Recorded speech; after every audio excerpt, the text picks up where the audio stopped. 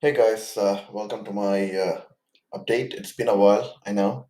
I have been a little busy on my day-to-day life. Here I am.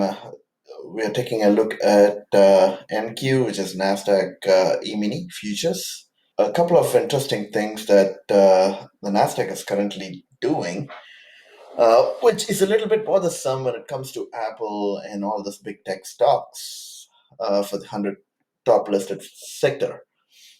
Ever since the COVID, as you can see from here, it's been putting out this beautiful, beautiful channel that's been climbing up and up and up. And we all have been extremely happy from Tesla, Google, Apple, Amazon, Netflix, Wall Street doesn't get along with the Main Street any longer. I mean, that's been the case for a very long time. I mean, the wealth gap gets bigger and bigger, and it's natural. Um, let's not get into the economics, but let's look at the technical aspect of this chart. The first thing I want to point out is earlier, the midpoint of trend line was kind of being held, and that particular channel was broken, and we formed this a major channel, which is another parallel channel, which has been kind of hugging the Nasdaq along a little bit. Um, this particular break that we see here is a clear indication of how the momentum slowed down uh, at the current moment.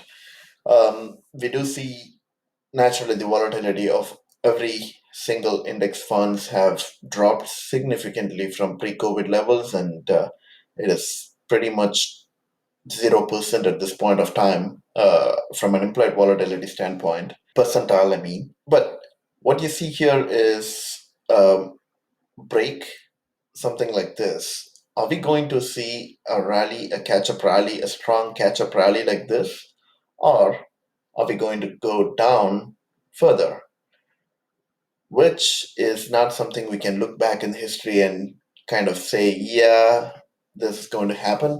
But what I would like to at least position myself, the way I have positioned this is I have taken inverse ETF trade, which is SQQQ. And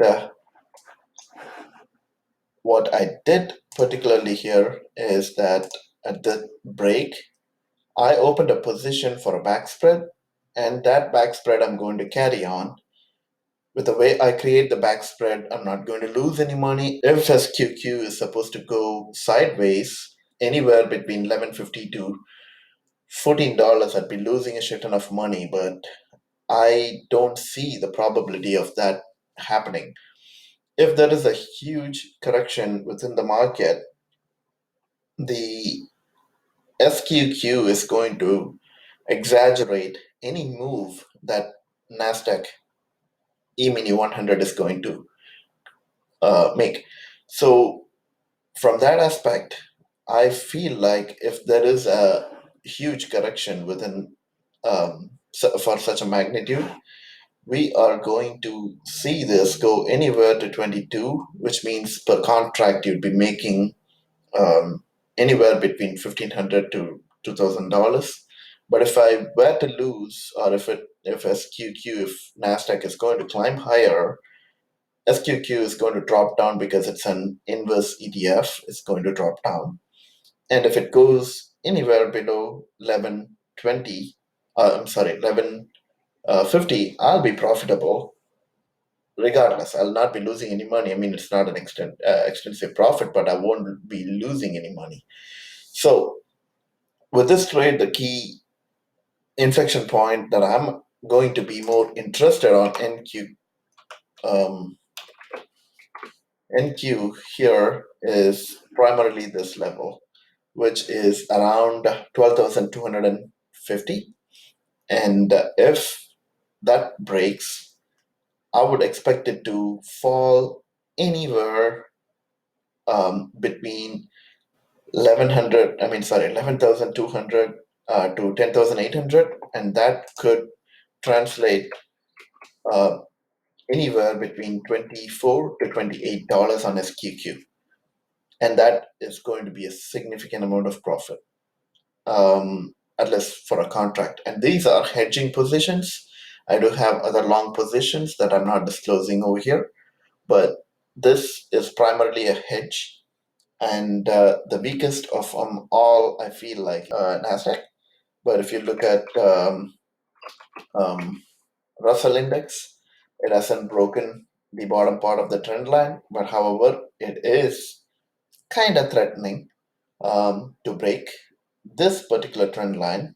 And also, it's got a pretty significant support around here, which is 2078, and that is not going to be a significant move when you translate that onto the inverse ETFs. Same thing I find with Spider, which has a very huge consolidation here. If at all I have to get interested in this, I would need to see a significant break below 410, and then I might be interested in going and getting some hedges on SPY as well, to ride the wave anywhere to 390, could which could translate. Let's take SDS for example. On such a case, when it drops below 410, you would be getting in a $10. But when it drops significantly, like I've showed you, to 380 or something, it would translate to a move of $15, which is pretty significant when the volatility is so low, and we have the percentile implied volatility is very low. It's in our favor to buy premium in the option market.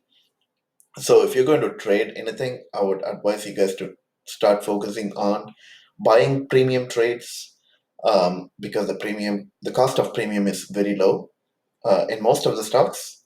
So try to focus on that, so that way, just get ready for a move. That's my update for today, and hope you all have a very wonderful trading day. Catch you up next time when I have something interesting. Enjoy the rest of your evening or night. Bye.